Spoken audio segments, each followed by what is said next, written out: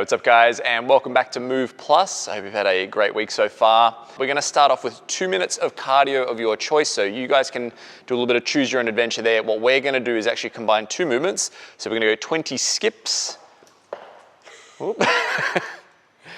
There we go. And then moving into 10 up downs. Okay, and moving through that for 2 minutes back and forth. From there, the next 3 minutes, what we're gonna do is every minute on the minute, we're gonna go through 10 high knees. We then move into 10 deadlifts. And then we move into 10 bent over rows. Okay, and then if you have any time left out of that minute, you can just rest. We're gonna try and get that done under that 60-second cap, and then we've got 3 cycles of that for those remaining 3 minutes. Good to go, Em? Yep. All right, starting in 10. So 2 minutes of cardio of your choice, guys. We're doing our 20 skips, 10 up downs. Going in 3, 2, 1, and go for it. So we want to spend this first 2 minutes just gradually building the intensity as we go. The body feels a little stiff, maybe from previous workouts, or maybe you've been sitting still all day, that sort of thing. Give it the time just to kind of build into things. Now, as I said, you guys can pick what you want to do, things like jumping jacks, box jumps. If you've got space to do some shuttle runs, that's awesome too. If you happen to own any cardio equipment, feel free to chuck that into the mix as well. We're going with these skips and up downs, so just making sure that we get a nice steady pace going on. We shouldn't be going so fast that we've got to stop at any point. We want a nice solid 2 minutes of work. Okay, so back to the skips again. So with the skipping, guys, you want to think about keeping those elbows nice and tight into the rib cage. So I always like to imagine I'm like holding a tennis ball in my armpits, and that way it just keeps in close, stops me from kind of reaching out and burning my shoulders out by having too excessive of an arm position. Okay, so moving back to the up down. So basically going from standing to a push-up position. So this is kind of like the little brother to the burpee. It will require a little bit more tension through that midsection though. In the burpee, we get to kind of just roll through flat to the ground, whereas this, we actually have to actively hit the brakes. So just make sure we get that nice straight line body position at the bottom. So we're gonna run through this for another 40 or so seconds, and then we'll move into that next part. So remember, that is gonna be high knees, deadlifts, and bent over rows, 10 reps on each, and we have to do that each minute on the minute.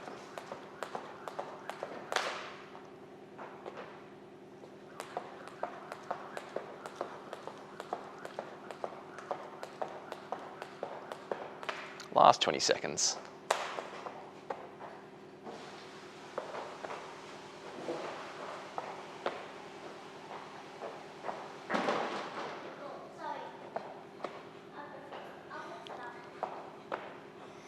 Good, 3, 2, 1. So moving into the high knees now for 10. So basically just looking for knees to come up around hip height, staying nice and light on the balls of the feet. We now move to 10 deadlifts. So with the double dumbbells, guys, we're pointing the front ends down. If you happen to just have the one piece of equipment home, you can obviously grab onto either head of the dumbbell, move through that same movement pattern. Same can be done with a kettlebell, probably in a little bit more of a sumo stance. Once we get to 10, we're gonna go to that bottom position and then row those dumbbells towards the outside of the chest. And we want to see that nice, same kind of straight back position that we saw in the deadlift. That'll stay the same here too.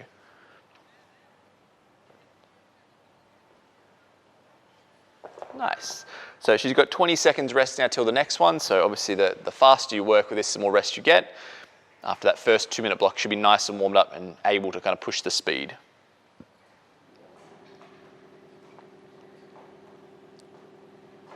All right, going in 3, 2, 1, and go for it. So running high knees again, 10 reps on this one, so 5 each leg, and then moving straight to those dumbbells. Really important you notice that nice close stance that she's got there. She still keeps a little bit of a gap between the knees, so glutes are nice and active. She's not letting things collapse in, but that narrow stance is gonna be really important so we're not running the dumbbells into the outside of our shins or our calves. And then as we move through the rows, guys, it's all about those shoulder blades and the lats. We're trying to draw that back, squeeze it together. So I always like to think like I've got a nice open chest at the peak of the movement, okay? So another 20 seconds rest here, and then we'll get into one last round.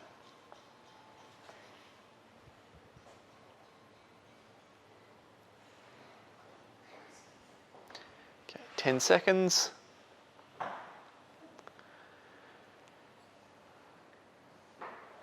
3, 2, 1, and go for it. So last round through these, nice high knees are these ones. 10, and then move to the 10 deadlifts again.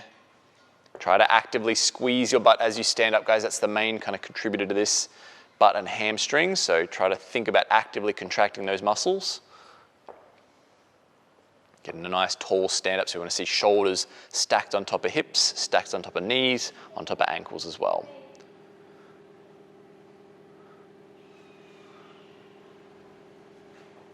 So you can see at the bottom there, she's going below knee height, so a nice big stretch out at the bottom there, up around the rib cage at the top. So we've still got about 20 seconds left, so if you're still going, that's cool. We'll run out the clock here, and then we'll push on to the next piece.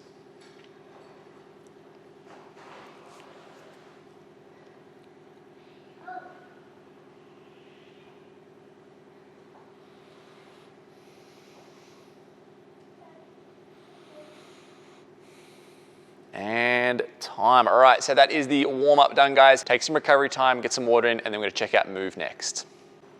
Alrighty, guys, so we're gonna check out the MOVE workout now. This one is gonna be a 10-minute alternating EMOM. So what we're gonna see on minute 1 is push presses, which are gonna look like this.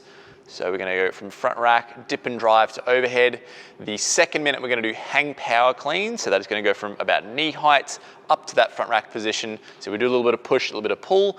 Now, out of those working minutes, guys, you're gonna work for 45 seconds, rest for 15. Good to go, Em? Yep. All right, starting in 10. So push press is gonna be the first minute. We're gonna try our best to fill up that 45 seconds with as much work as we can. And go for it. So just kind of address that along the way, whether you need to break it up or not, that's kind of up to you. But you know that 15 seconds is always gonna be at the end of the minute, so see how much you can make those shoulders last. Now, what we wanna see with this is a shallow dip drive. So it's not a squat, we're not doing a thruster. This is just a little, almost a bounce off the legs. And it's gonna create some upward momentum, so those dumbbells will just kind of almost float off the shoulders. The hands will just kind of carry it through to that lockout position. So although this is predominantly arms, we're gonna see a large part of the role played by the legs and the hips.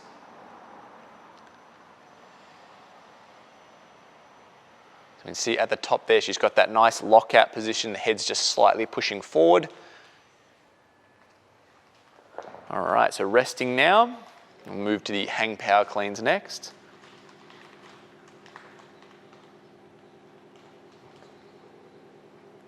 Three, 2, 1, and go for it. So this being a hang power clean, guys, it means that we are deliberately doing it with a short run up, and you can see that Em's going from about knee height or just slightly above it.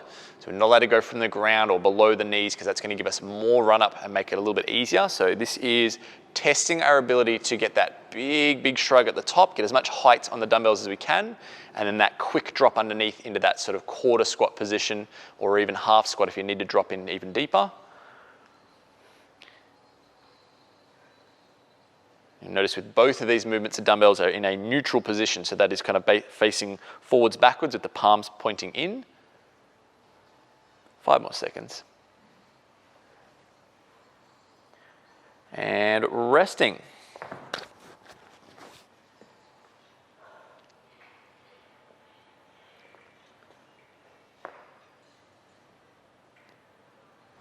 Okay, 3, 2, 1, and go for it.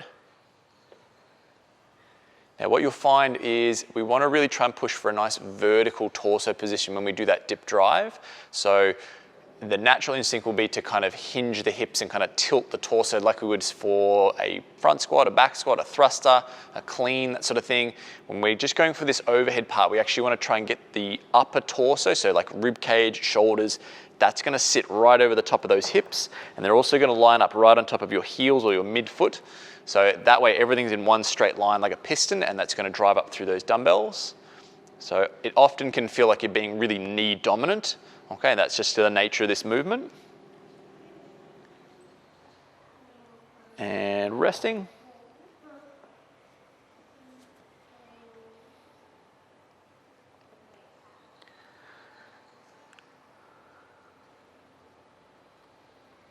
Three, 2, 1, and go for it. So 2 things that are really good that Em's doing here is 1, she's making a solid point of standing up every rep. Hang power cleans is one of those movements, it's very easy to start shortcutting it if you're trying to move too quickly. So she's cycling at an appropriate speed in that she's not missing that top point. The other thing she's doing really well is that at the bottom, she's hitting that kind of swing and go kind of thing. So it's almost like a kettlebell swing. She's not stopping and then having to recreate the momentum. She's using that kind of stretch reflex on the hamstrings and then driving straight back up out of it. And that way it's nice and efficient.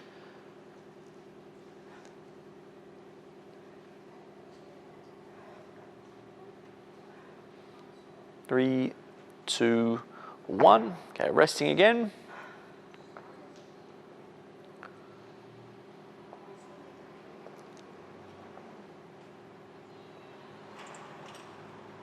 Okay, 3, 2, 1, and go for it. Now we talked about the vertical torso position, guys, the knees being slightly forward, slightly outwards, that sort of thing. Trick with the feet is when the knees go forward, you don't want to let them drag the heel with it. So if you're kind of lifting up that heel as you hit that dip position, we're going to lose a lot of stability and a lot of drive. It's also going to overload those knees. So what we want to do is on the way down, it's heels on the floor. On the way up, it's heels on the floor, but right at the peak of that drive, she's going to pop up onto her toes a little bit so we can see that nice big, what we call triple extension. And that way she's utilizing the entire lower body, getting all that capacity out of the legs, calves, everything like that. 3, 2, 1, and resting. Okay, so past halfway.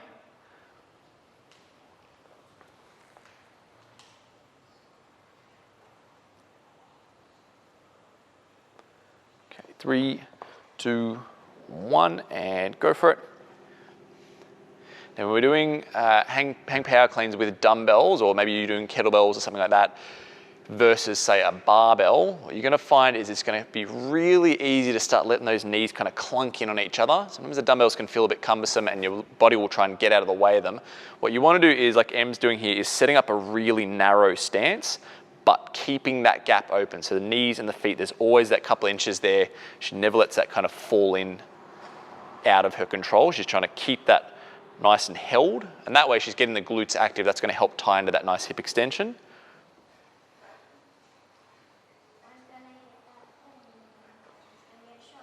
Three, two, one.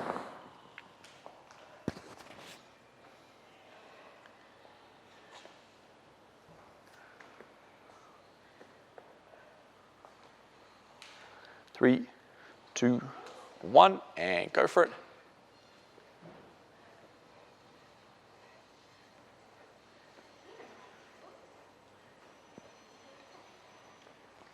So another thing that Em does really well with that overhead position is it's like this half a second little pause there. She's trying not to kind of just rattle out of it. You see the arms all loose, that sort of thing. It's quite common when people get fatigued. She's making a point of hitting a solid lockout, if just for like a half a second, and that way she's establishing that really good control.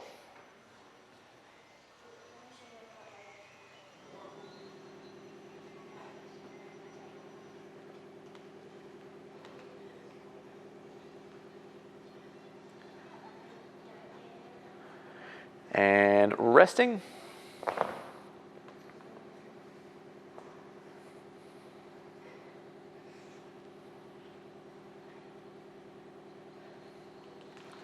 Three, two, one, and go for it. Now when we talk about safety in this movement, guys, the most important thing here is that that back stays nice and straight. We are going into that kind of hinging pattern. So you don't want to ever find yourself rounding off to create that. You want to make sure that it is a pivot at the actual hip joint itself, and the spine actually stays fixed in the one position there. So you can see Em's kind of keeping her head and her chest kind of wound up to point to the front. She's not looking down or casting that chest down towards the ground.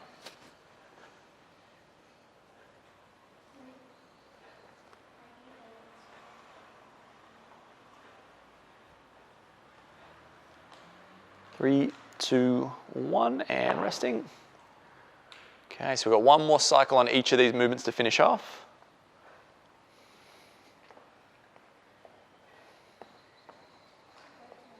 Three, two, one, and go for it. Now we talked earlier about the triple extension, just coming up onto the toes right at the peak of that drive. One thing you'll notice is when she hits that little half-second pause, she drops those heels back down. So there's just this one moment where everything's locked in, heels are flat on the ground. If you are driving up onto your toes and the dumbbells are coming back down before the heels are coming down, or at the same time as the heels coming down, you've got to just pause there a little longer, let yourself drop onto those heels. Make sure we get a stable finish.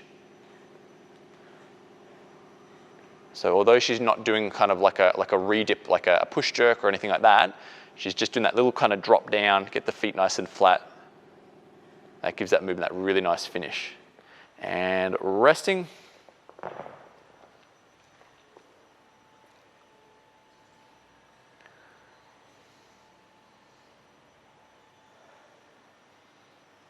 Three, 2, 1, and go for it. So last round on this one. This will be a test on the grip as well. So this one especially being a pulling movement, but the other one as well, gripping onto those dumbbells, doesn't really ever get to rest. So try to push through that as much as you can. It'll get a bit of a burn going, but it's gonna make that grip stronger. So we can see even though this is last round now, the fatigue's starting to kick in, she's still hitting that stand up. She's not shortcutting that. Still keeping that nice consistent kind of kettlebell swing style stretch and go. 10 more seconds.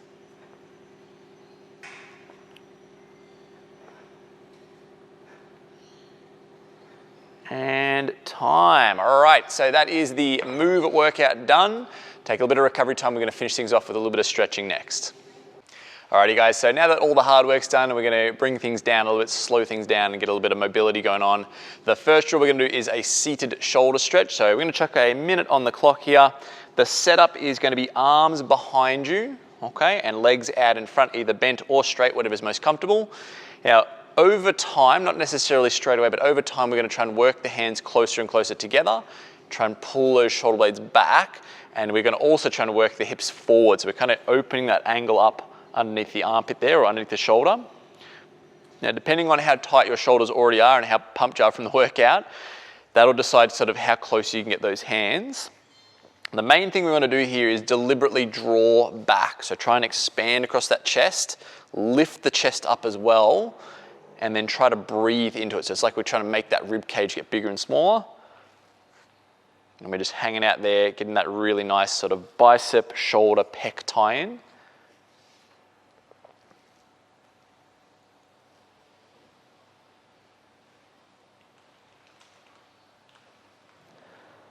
All right, so that's our first drill. Second one we're gonna do is what we call straddle and sweep. So we're gonna take a really, really wide kind of straddle stance.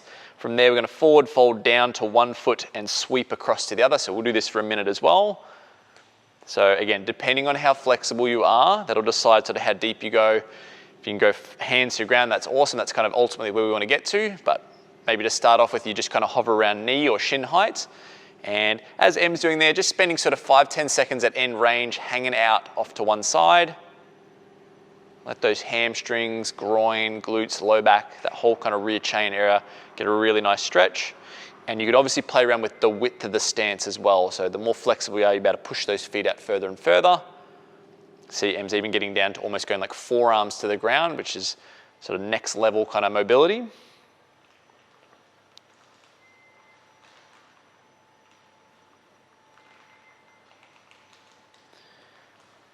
Alrighty, so that's our second drill, guys. What I want you to do is go through that 3 or 4 times or whatever you have time to fit in, but try and get a couple of rounds but get the body nice and loose. Otherwise, we will catch you next time, and that's been your MOV+ workout.